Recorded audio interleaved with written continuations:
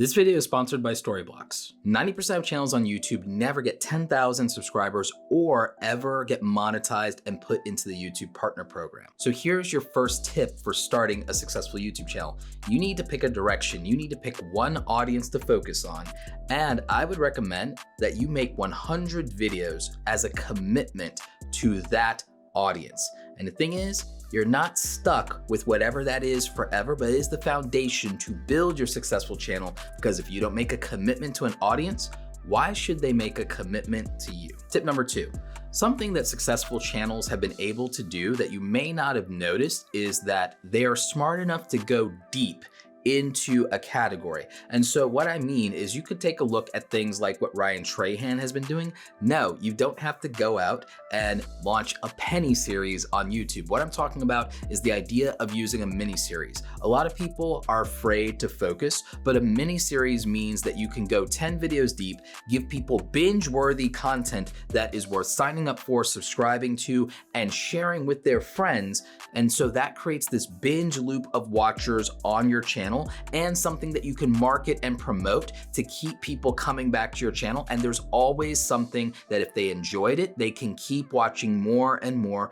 videos from you. By actually using the concept of mini series on your channel as a way to focus, so that sometimes you can also have a little bit of variety by going from one series to another, you actually have a way to both combine consistency with novelty, variety, and not feel like you're getting bored. This is a twist, but I do remind you, it should still just be for one audience. Go deep with an audience instead of casting a wide net. If you try to please everybody, you'll please no one. Tip number 3 capitalizes on tip number 2. We talked about going deep, but what if you could combine going deep with also hijacking trends? If your audience, your niche audience, the people that you're focused on, have some kind of event, whether that's seasonally, and you can take advantage of that. Like maybe it's something if you're in tech, like an iPhone release. Maybe if you're doing entertainment, maybe a new TV show or video game has come out. If you can take advantage and be early to that trend, but even if you're not early to the trend, even if you're late, what if you're late to the trend? But what if for the people who enjoy that, you go 5 to 10 videos deep with a mini series that also is capitalizing on a trend? It's not always about being first, sometimes it's about being the best, and sometimes it's about showing up more and more and giving people a little bit more depth or meat to what they want. A lot of people have been successful in this by capitalizing on stories. You can look at this when it comes to things like the true crime genre of YouTube and what has been successful there. You can also look at this when it comes to people who do product reviews, the people who decide to keep going and to go deeper for the people who actually buy those products and do multiple pieces of coverage on it. Those people actually have the ability to build momentum on their channel because they are cultivating that audience. So just think of this as another way to add layers of your consistency to your videos and execute on them and keep giving people what they want, supply and demand. Tip number 4 for growing a successful YouTube channel is focus on an audience avatar. I've been interviewing a lot of YouTube creators lately. I actually talked with Glam Girl Gabby, who grew from 20,000 to over 100,000 in just 6 months by using this idea of the audience avatar. She decided that she understood who her viewers were as women and decided to, instead of trying to just make tutorials and how-to content, to really think about what the experience in these people's lifestyles are and anticipate them. Once you're able to anticipate the audience, you're not at the mercy of the algorithm. So if you want to beat the YouTube algorithm, you need to start learning how to anticipate your audience. If you can anticipate the audience, you won't have to outrun the algorithm. Tip number 5, when it comes to high quality videos, you need to focus much less on views and much more on retention. High value videos for your audience avatar, that's what ultimately drives views. But quality is about the viewer experience, and that's where retention comes in. And all of you should be trying to get over 50% average viewer retention on your videos when it comes to your YouTube analytics. If you can do this, then you're gonna signal to YouTube that more people are enjoying your content, and that's gonna be your true audience engagement metric, not views, not click-through rate, it's gonna be retention. The higher you get your retention up in your category for your video length, if you keep targeting to try to go to 50 to 75% retention, you're gonna have a much better chance of reaching as many people in your niche for your type of video as possible. And if you really want to accomplish this, you need to edit as hard as you can for those first 30 seconds because you don't want to lose people at the first 8 seconds of the video because that's all the patience they have, thanks TikTok. And then after that, you need to keep them going further. So I would say that you really need to focus a lot of your editing attention in that first 30 to 90 seconds of the video. And that actually leads me to today's sponsor, Storyblocks.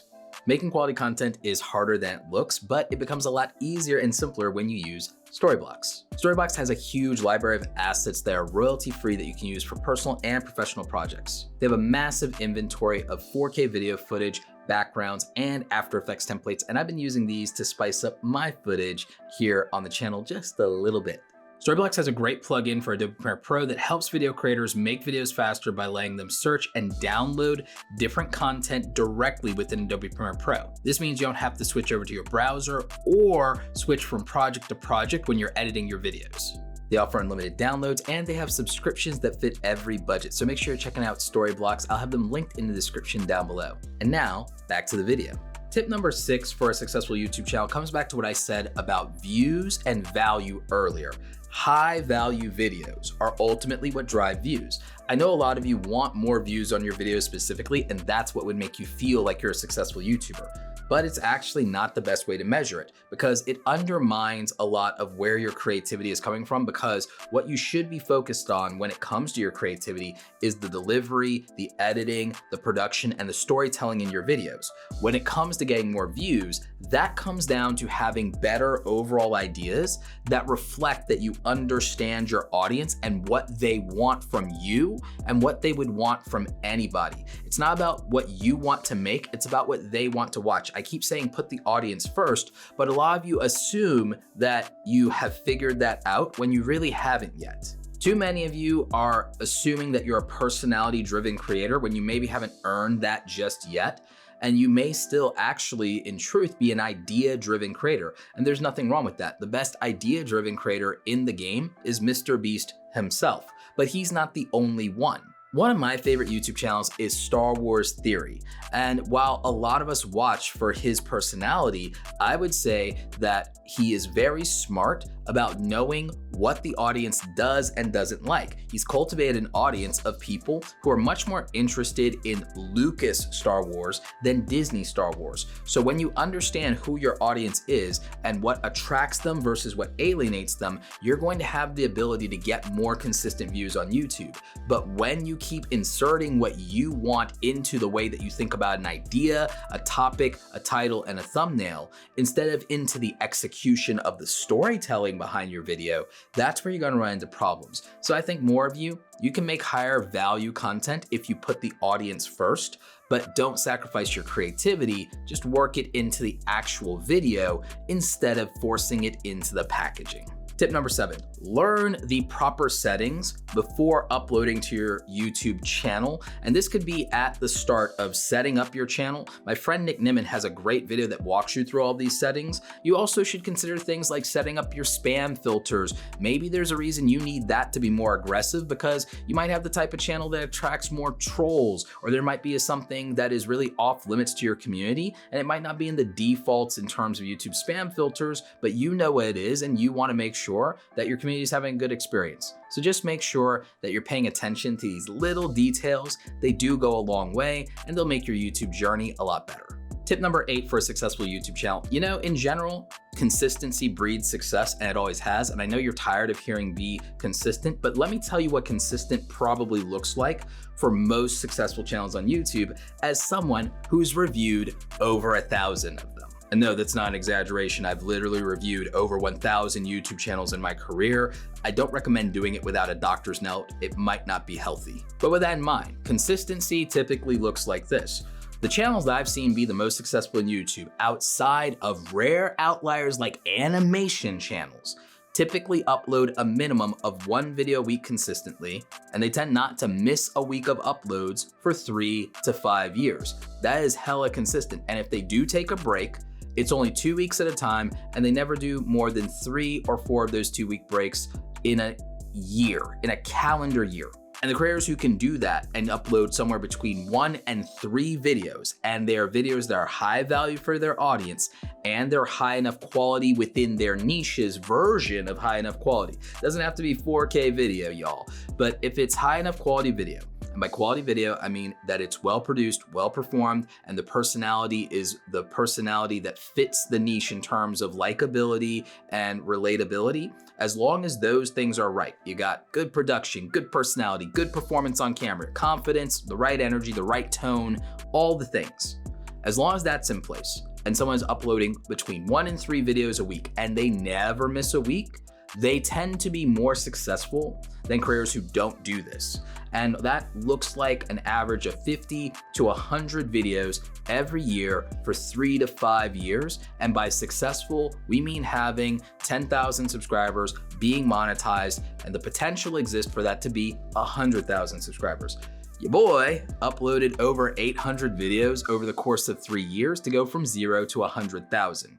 And what I've found is that channels that have 100,000, with the exception of outliers like my friend James Johnny or Patty Galloway, the majority of channels that get to over 100,000, they're English-speaking channels based on the US that don't use YouTube Shorts. I've seen that they tend to upload over 500 videos over the course of 5 to 7 years, and that is what their journey looks like. That gives them a long enough time to refine their content, learn their audience, find their voice, and also become halfway decent editors. So you have to let patience have its perfect work. I know it sounds like a struggle, but think of it like this. Most careers require you to put in a tremendous amount of work to get somewhere. It's usually on average 5 to 6 years for someone to really come up in their career. On average, it takes 5 years to 7 years to launch a successful traditional business. I don't think the potential of going viral automatically eliminates that for the far majority of people. So just understand that that's what a commitment looks like. Tip number 9, create more time freedom for yourself. We talked about being consistent, but how are you going to accomplish that? Harsh reality, the creators I know who are able to be the most consistent have no less than 15 to 25 hours of free time to spend exclusively every week on their YouTube channel and nothing else.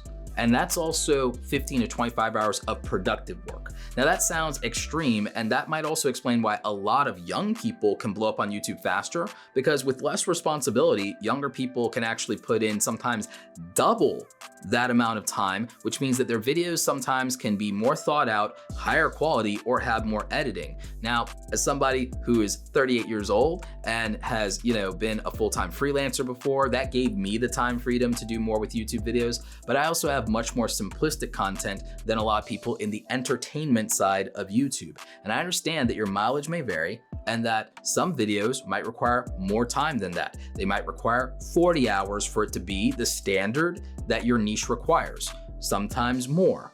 The fact is though, if that's what you're doing, you have to measure what it takes to make quality content, and you have 2 real choices when it comes to this. You either create more time freedom or you become more efficient and you become twice as fast at everything you're doing. And that's ultimately going to allow you to have the right balance of high value content, high quality content, and at the right volume and frequency of content uploads to be successful at YouTube.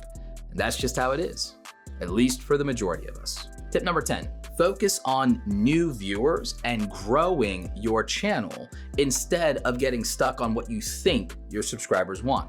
A lot of you get it twisted. You think that subscribers get views on YouTube, and it's the opposite. Views generate subscribers. Nothing happens without the click on YouTube, and then people have to like your video, enjoy it, and watch it, and want more of it, and hit subscribe. And subscribe, unfortunately, doesn't mean that they start seeing more of your content than people they're not subscribed to. If you've been using YouTube long enough, you probably know that. So why am I saying don't worry about focusing on making content for your subscribers?